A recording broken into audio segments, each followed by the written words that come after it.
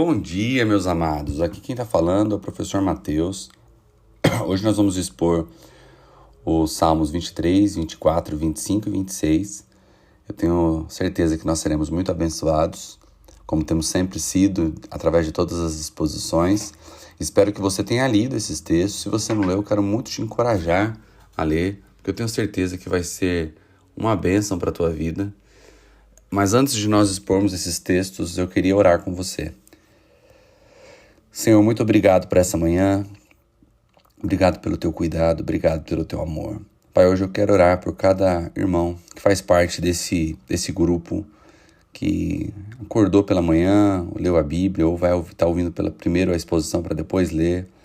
Para cada um tem uma história, cada um tem uma realidade, uma circunstância, e eu não sei como se encontra o coração dos meus irmãos, mas eu peço, assim como nós falamos ontem, Senhor, que o Senhor restaure a alegria, que o Senhor refrigere a alma, que o Senhor abra as janelas e as portas do ser e tire toda aquela opressão que a vida sozinho traz.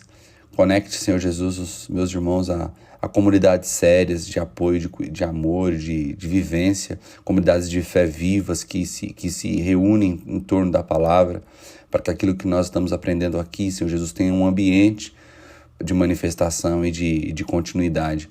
Pai, eu oro pelas famílias, eu oro por cada irmão que entendeu que era importante construir uma disciplina de leitura. Pai, nós agradecemos pelo seu cuidado e sabemos que é o Senhor quem está nos conduzindo. Por isso nós somos gratos a Ti. Muito obrigado, abre nosso entendimento para mais um dia de exposição, em nome de Jesus. Amém e amém. Queridos, hoje o primeiro salmo a ser exposto é, sem dúvida nenhuma, o salmo mais conhecido, que é o Salmo 23. Ele é um salmo, uma poesia maravilhosa, que fala do bom pastor. O foco de todo esse salmo é o bom pastor. Existem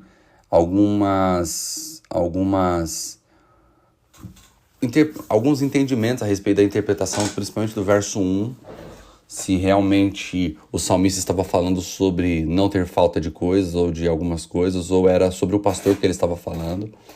É bem provável, lendo o contexto de todo o salmo, que o que não vai faltar é o próprio pastor.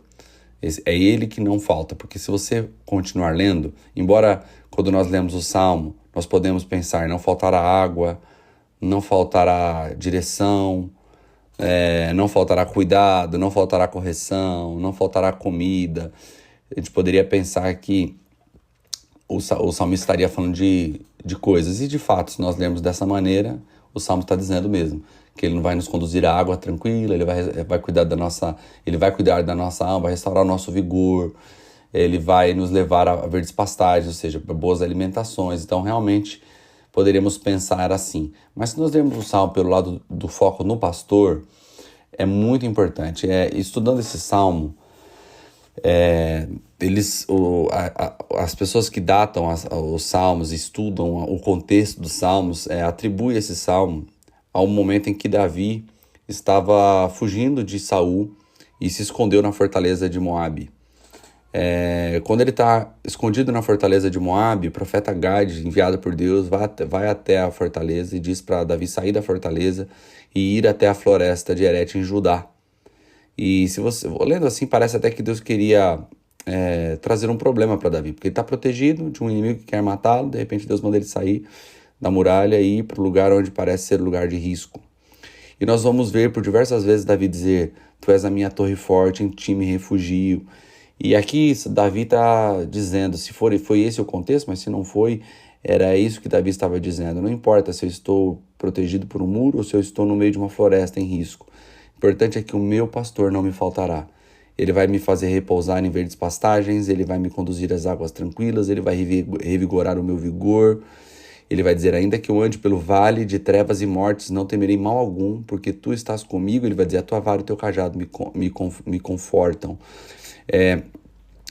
Dizem que esse Davi estava falando de um lugar verdadeiro, um lugar físico, não de uma forma simbólica. Um lugar onde passar com as ovelhas era chamado de vale de sombra e mortes, porque a probabilidade das ovelhas caírem era muito grande por conta dos pequenos caminhos. E ele diz, eu não tenho medo porque o meu pastor tem uma vara e um cajado na mão. Essa vara e o cajado não eram duas ferramentas, era uma ferramenta com dupla função. De um dos lados era o cajado, que tinha um gancho para poder resgatar as ovelhas que caíam. E na outra ponta era reta, ele usava como vara para corrigir o caminhar das ovelhas, batendo na patinha delas, para elas não se desviarem do caminho. E está dizendo, eu estou tranquilo, porque o meu pastor ele tem uma vara, se precisar ele me corrige para mim não andar nos maus caminhos, mas mesmo que eu caia, ele tem um cajado para me trazer de volta para o caminho. E Davi declara toda a sua confiança no Senhor, inclusive confiança em como lidar com os inimigos. Ele está dizendo, o Senhor vai preparar para mim um banquete na presença dos meus inimigos, ele vai ungir a minha cabeça com óleo, meu cálice transborda, ele vai certamente a bondade e o amor leal me seguirão todos os dias da minha vida e habitarei na casa do Senhor para sempre. Então, Davi, ele mostra plena confiança no Senhor. Outro salmo incrível é o Salmo 24. É um canto maravilhoso. No passado nós cantávamos ainda muito o Salmo 24 nas igrejas, hoje não se canta tanto, ou não se canta mais. E ele começa a falar do senhorio do Senhor. Ele vai dizer, do Senhor é a terra e tudo que nela existe, o mundo que nele vivem, pois foi ele em que estabeleceu sobre os mares e firmou sobre as águas. Paulo vai dizer aos romanos que tudo foi criado por ele, para ele, por meio dele. Então aqui nós podemos olhar esse salmo falando do nosso Senhor Jesus. E ele fala, quem poderá subir ao monte do Senhor? Quem poderá permanecer no lugar santo? Ele vai dizer aquele que tem mãos limpas e puro de coração, que não recorre a ídolos, nem jura por deuses falsos. E está falando do lugar santo, do Deus perfeito. Irmãos, tudo isso nós podemos acessar. Se um dia você estiver lendo esse salmo e dizer assim, nossa, quem poderá subir no monte do Senhor? Nossa, quem é que será que tem mãos limpas, coração puro? Aí você vai pensar em você e vai dizer assim, sou eu quem tenho tudo isso, porque eu fui feito tudo isso pela justiça de Cristo. A diferença entre perdão e justificação é que no perdão o Senhor Jesus perdoou todas as nossas dívidas, pagou todas as nossas dívidas com o Pai. Mas na justificação, ele atribuiu crédito a nós, ele atribuiu sua justiça a nós. Então nós nos relacionamos com Deus como quem tem mão pura, como tem mão limpa, porque nós recebemos essa justiça do Senhor. Isso tem que te dar tranquilidade na relação com o Senhor. E aqui eu falo da canção, né? Verso 7 é uma canção dividida inclusive em estrofes muito bonita. Ele vai dizer, levante, ó portas, as suas cabeças. Levante-se, ó portas antigas, para que entre o Rei da Glória. Quem é o Rei da Glória? O Senhor forte e valente, o Senhor valente nas guerras. Levante, ó portas, as suas cabeças. Levante-se, ó portas antigas, para que entre o Rei da Glória. Quem é este Rei da Glória? O Senhor dos exércitos é o Rei da Glória. E nós cantávamos, levantai, ó portas, vossas cabeças. Levantai-vos, ó portais eternos. Não sei se você lembra dessa canção. E nós cantávamos como igreja. E nós, quando cantávamos, quem é o Rei da Glória? O Senhor forte, poderoso. Ele é o Rei da Glória.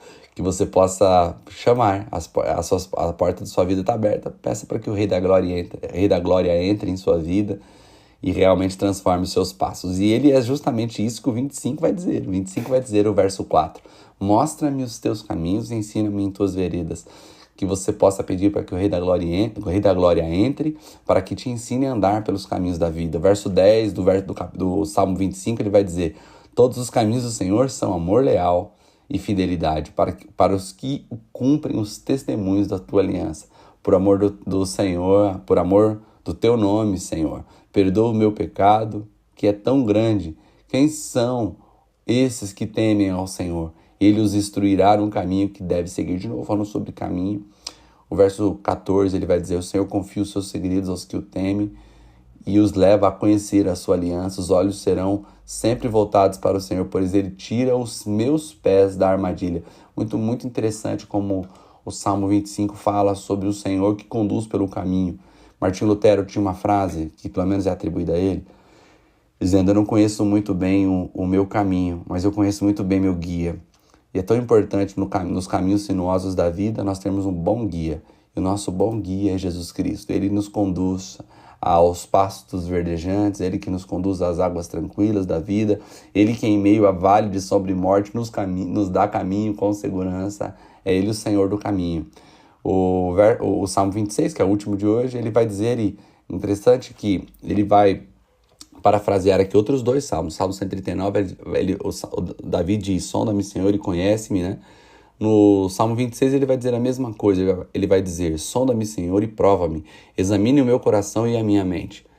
E aí, ele parafraseia a partir do 3 aqui, o Salmo 1, porque ele diz: pois o teu amor é leal, está sempre diante de mim, e continuamente sigo a tua fidelidade. Aí o verso 4 ele diz: não me sento com homens falsos, nem ando com hipócritas. Detesto o ajuntamento dos malfeitores, não me sento com ímpios. Se você ler o Salmo 1, você vai perceber que, primeiro, lá no Salmo 1, ele diz como é bem-aventurado o homem que não se detém no caminho dos pecadores, não se assenta à roda dos escarnecedores. E aqui no Salmo 4 ele está dizendo que ele é esse homem, que não faz isso, que ele sabe que é maldição para a vida de um homem, fazer essas alianças e viver esse estilo de vida. E ele termina o Salmo 26 dizendo: os meus pés estão firmes na retidão, na grande assembleia, bendirei ao Senhor.